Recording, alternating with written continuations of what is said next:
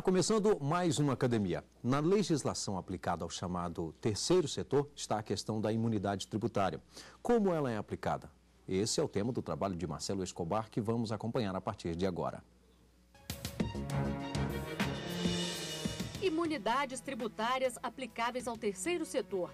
Dissertação apresentada ao Departamento de Pós-Graduação Stricto Sensu da Faculdade de Direito da Universidade Presbiteriana Mackenzie, como requisito parcial a obtenção do título de mestre em Direito Político e Econômico.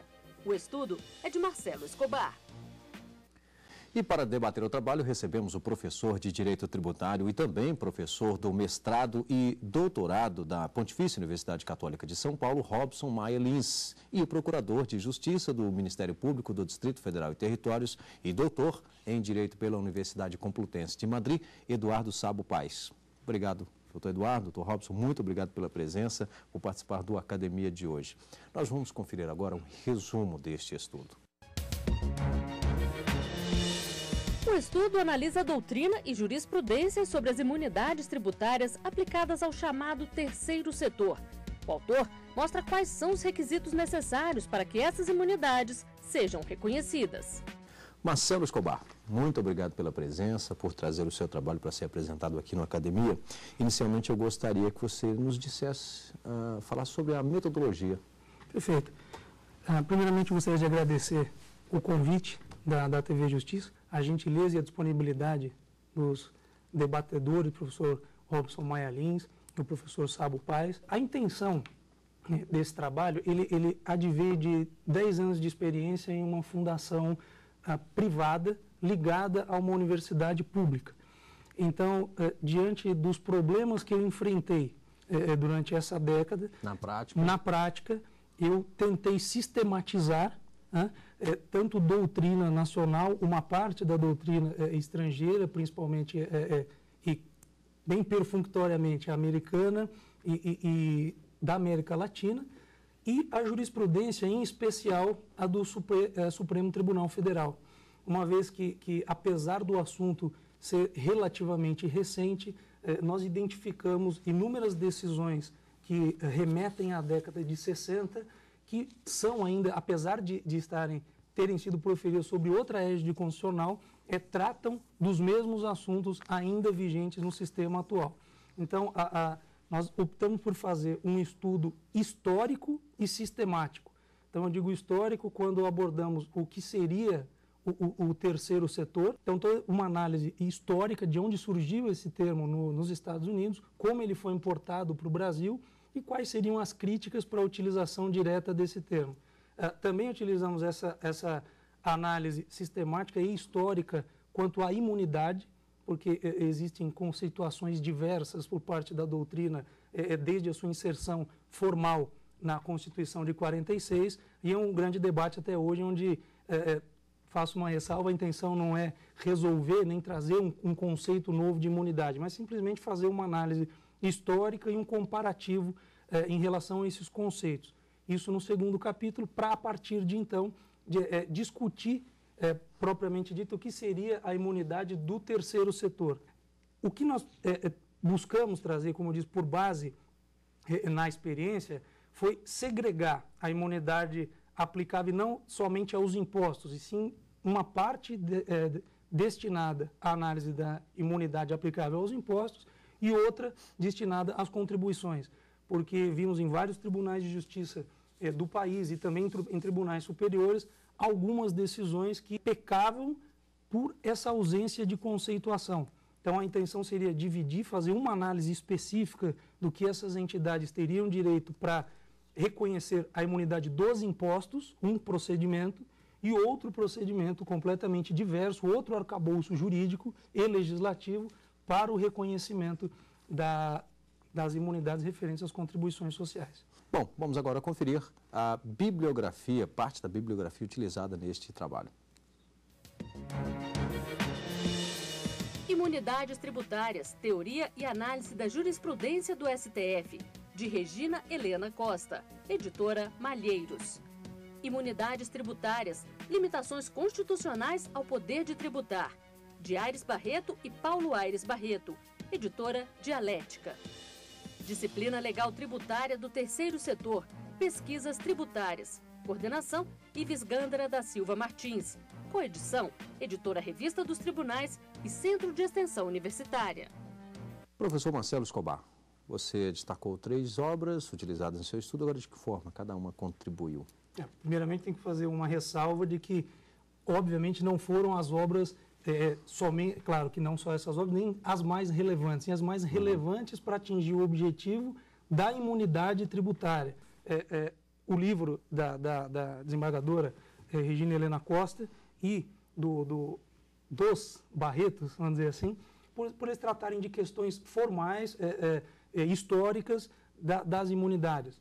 A professora Regina Helena traz o que eu trago de diferente, o que me chamou muito a atenção, a segregação das espécies de imunidade, onde ela traz várias subdivisões, onde eu não encontrei com tanta riqueza na doutrina. Por fim, o livro, coordenado pelo professor Ives Gândara da Silva Martins, ele reflete um congresso, um seminário sobre o terceiro setor, abordando questões práticas e objetivas, e da que mais me chamou a atenção, sobre qual a lei que deveria, a natureza da lei que deveria tratar as imunidades, se complementar ou se lei ordinária. Vamos falar do trabalho em si. Perfeito. Como eu disse, é um trabalho que partiu de uma experiência de 10 anos de uma fundação privada ligada a uma universidade pública, e essa já foi a primeira dificuldade que eu tive lá atrás, e também ao sistematizar, ao colocar isso no papel, se essa fundação privada ligada a uma universidade pública, como que funciona? Ela é uma puramente privada, às vezes você entende ela como híbrido com o público e com o privado, e às vezes o próprio judiciário entende ela como sendo uma fundação pública. Então, isso é uma confusão muito comum, corriqueira. Nós buscamos trazer a segmentação do que seria, de fato, a diferença entre o público e o privado, aonde que o terceiro setor se encaixaria, né? Mas, como eu disse no início, eu trago também uma crítica ao termo terceiro setor. Ele foi importado diretamente dos Estados Unidos, da expressão third sector, sem uma necessária adaptação à nossa realidade. Muito brevemente, em um dos itens, logo no primeiro capítulo, eu trago uma crítica econômica, onde da economia você tira o primeiro, segundo e terceiro setor, onde o terceiro seria serviços, e os outros dois, as indústrias e o próprio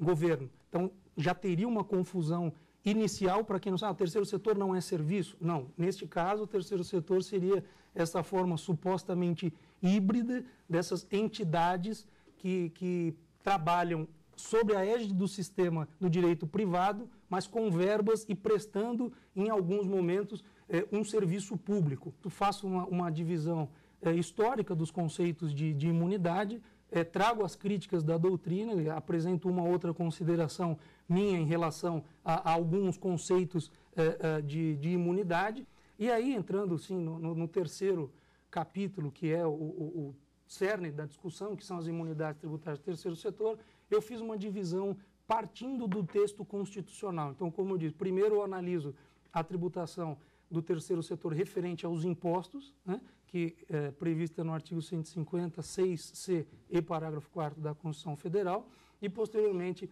a tributação referente às contribuições sociais.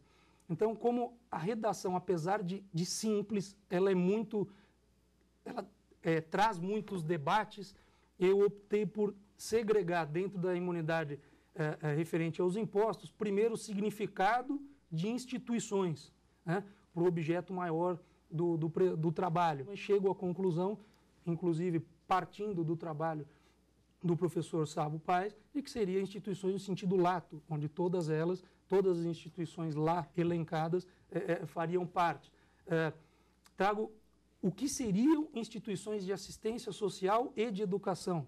Também chegamos à conclusão que assistência social lato sensu, onde você abarca cultura, lazer, etc. E educação também seria o esporte e toda a educação complementar e pós-graduação. Entramos numa questão interessante, se as entidades poderiam ou não cobrar por esse serviço educacional. E aqui chegamos à conclusão que sim, não só podem, como devem, desde que aplique integralmente o provento desses serviços na sua atividade final, principal, prevista em seu estatuto. Já me antecipando sobre isso, o próximo item, ainda referente aos impostos, é uma delimitação semântica da ausência de finalidade lucrativa para fins de imunidade do terceiro setor, onde nós analisamos justamente o que é uma entidade sem fins lucrativos. Não basta ter essa disposição no seu estatuto, e sim como que eu verifico isso na prática.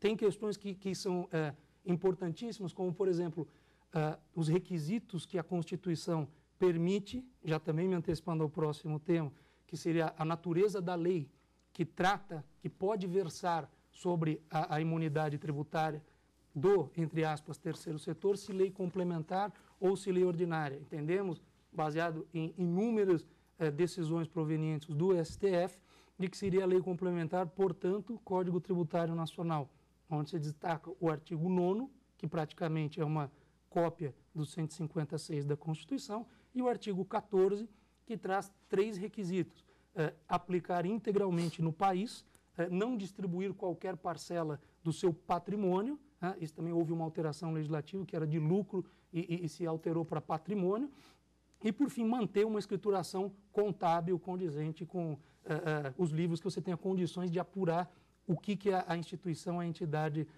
movimentou nesse período. Nós destacamos ainda, seguindo o que consta no próprio artigo 156C, quais seriam os impostos compreendidos nessa imunidade, porque o texto claro, o texto básico da Constituição diz que seriam apenas os impostos incidentes sobre renda, serviços e patrimônio. E a conclusão que nós chegamos é que essa é uma interpretação restritiva, que nem doutrina, nem jurisprudência coadunam disso, e que todos os impostos estariam abrangidos por essa imunidade, voltando para aquela questão, desde que a utilidade final desta imunidade ou da ausência de pagamento desse tributo seja revertida para finalidade essencial das instituições. Nós dissecamos o que são finalidades essenciais das instituições, ainda só sobre os impostos.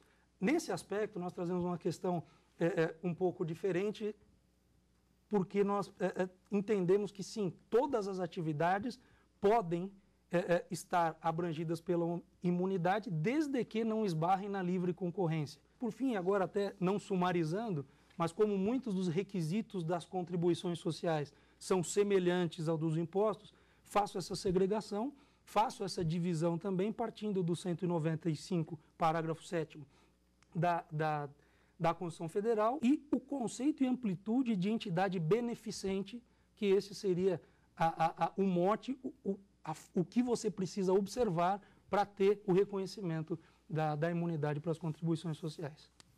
Bom, nós vamos fazer aqui um rápido intervalo e em seguida estaremos de volta com a academia. Até já. Estamos de volta com a academia, hoje debatendo a dissertação de Marcelo Escobar. Nós vamos agora conferir algumas teses e dissertações que estão disponíveis no mercado editorial. Isso antes, claro, de iniciarmos aqui o nosso debate. Vamos conferir. A filosofia no direito e filosofia política. Alisson Leandro Mascaro, editora Atlas. Inspeção Judicial, Luiz Fernando Nardelli, livraria e editora universitária de Direito. Informação, Direito e Verdade, Regulação Constitucional da Imprensa. Washington Luiz Testa Júnior, editora Juruá. Para dar início ao nosso debate, convido o professor Robson Maia Lins. Ô Marcelo, parabéns pelo seu trabalho. Eu tive a honra de participar como examinador da sua dissertação de mestrado e agora tenho a honra de participar aqui do programa para fazer apenas uma pergunta. Na verdade, é uma pergunta que a jurisprudência se faz o tempo todo e que, no meu modo de enxergar, o seu trabalho enfrenta essa questão. É uma questão semântica, de natureza semântica. Nós sabemos que o artigo 150(6)(c) da Constituição fala em instituição de educação e de assistência social. Lá no parágrafo 4º fala da ausência de finalidade lucrativa. Então, instituição de educação, de assistência social, sem finalidade lucrativa, na parte das imunidades dos impostos. No 195, parágrafo 7º, se fala em instituição beneficente de assistência social. Então, me parece que a discussão fica travada nos tribunais, porque não se fixa conteúdos específicos para essas expressões, e aí eu queria que falasse aqui para a gente, que eu sei que Vossa Senhoria entra decisivamente nesse tema. Agradecendo as gentis palavras e indo direto já para a resposta, de fato, esse foi o motivo pelo qual eu fiz questão de segregar em 2 pontos completamente distintos a análise referente aos impostos e às contribuições sociais. Quanto aos impostos, de fato, somente são as entidades listadas no 156C e sem finalidade lucrativa, né? Quanto à ausência de finalidade lucrativa, houve 2 tentativas do legislador ordinário em conceituar o que seria isso. Seria o artigo 12 da Lei 9.532 de 97, que é objeto de uma ADI, inclusive esse artigo se encontra suspenso com a fundamentação de que deveria ser lei complementar a tratar do assunto, e a Lei 9.790 de 99, que também não resolve o problema como um todo, justamente por ele tratar somente das OCIPs, dentro do terceiro setor, seria apenas um segmento específico.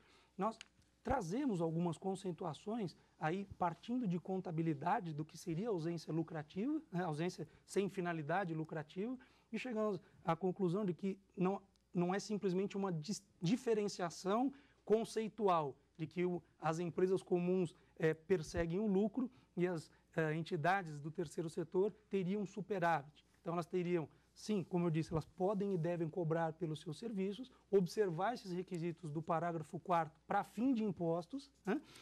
E também os requisitos do artigo 14, que eu já elenquei. Fazendo um corte, quando eu olho para a contribuição social, eu fecho esse assunto e começo a analisar completamente outro arcabouço legislativo, onde eu me preocupo no que é o conceito de entidade beneficente. E o que seria também a filantropia. Nesse aspecto, a saída eu encontrei numa nota de rodapé do livro do professor Eduardo Sabo, onde eu cheguei na petição inicial da ADI 2028, se não me engano, subscrita pelo Ives Gandra da Silva Martins, em um pedaço dessa inicial, não me recordo a folha ao certo, e ele traz uma construção muito interessante do que seriam entidades beneficentes e filantrópicas. O importante, professor, seria especificar o seguinte: as entidades não têm que buscar as 2 imunidades. Cada uma, dependendo do seu ramo de atividade, pode ou não buscar reconhecimento da imunidade dos impostos por uns requisitos que ela tem e também ter os requisitos da contribuição social. Mas, na prática, como consultor, você verifica que existem algumas que só têm de contribuições, outras que só têm dos impostos e algumas que aglutinam as 2. Professor Eduardo Sabo. Estou muito feliz de estar aqui, principalmente na presença do Marcelo Escobar aqui, que com o trabalho dele, ele foi capaz de apresentar bem expressivas definições, né, e até conceituações do que são instituições, do que é imunidade, do que é isenção, do que é contribuição, né? E aqui, nessa nossa conversa, nós já vemos essa diferenciação muito clara. E eu gostaria de perguntar a respeito de um ponto que o Supremo Tribunal Federal tem se dedicado há muitos anos e com cada vez mais abrangência e com cada vez mais elasticidade. O ponto se chama finalidades essenciais, né? O ponto do artigo 150, inciso 6º, letra C, com seu parágrafo 4º, finalidades essenciais. Que ponto é esse?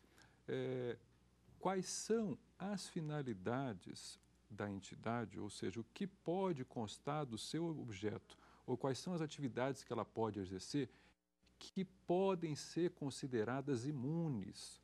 Agora, recentemente, houve determinadas colocações por parte do Supremo, no sentido de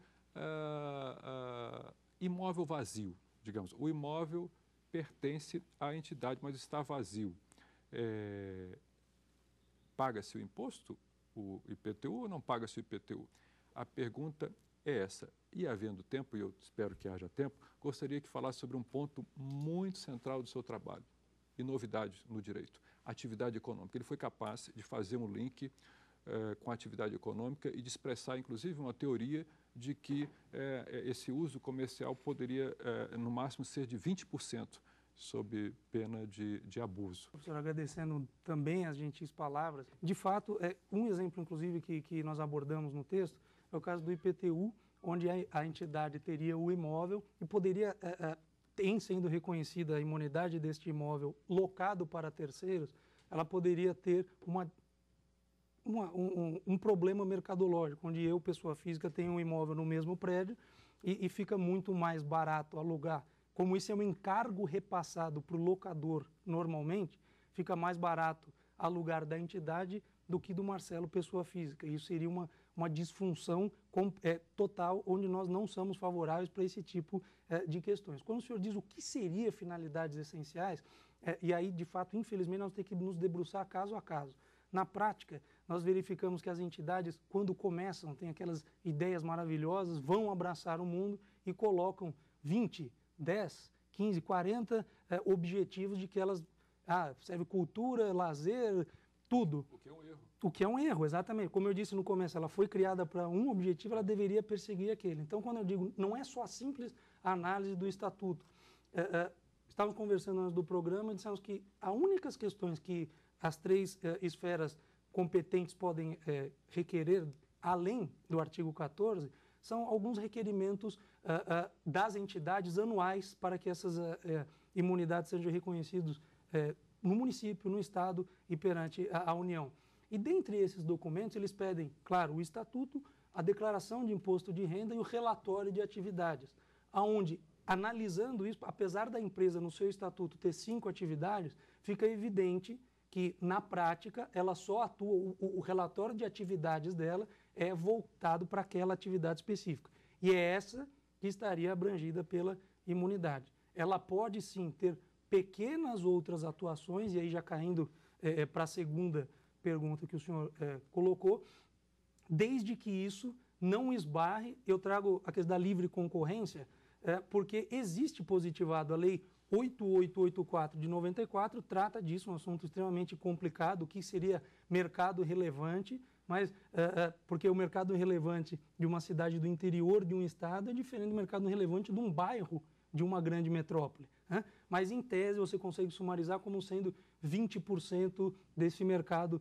relevante. A partir daí, você teria problemas, sim, concorrenciais. Então, o que eu sugiro nessa parte do trabalho é que não simplesmente podem que as entidades não possam vender um livro, não possam vender um CD, é reverter este recurso, esse superávit para a sua entidade, para a sua finalidade essencial. O que não pode é, de fato, essa atividade tangencial superar as entidades privadas que trabalham, e sim você teria um problema, esbarraria. Eu preciso desenvolver um segmento que o Estado não tem condições de prover e fornecer, mas eu também não posso esmagar o setor privado que financia com receita derivada todo o aparato público.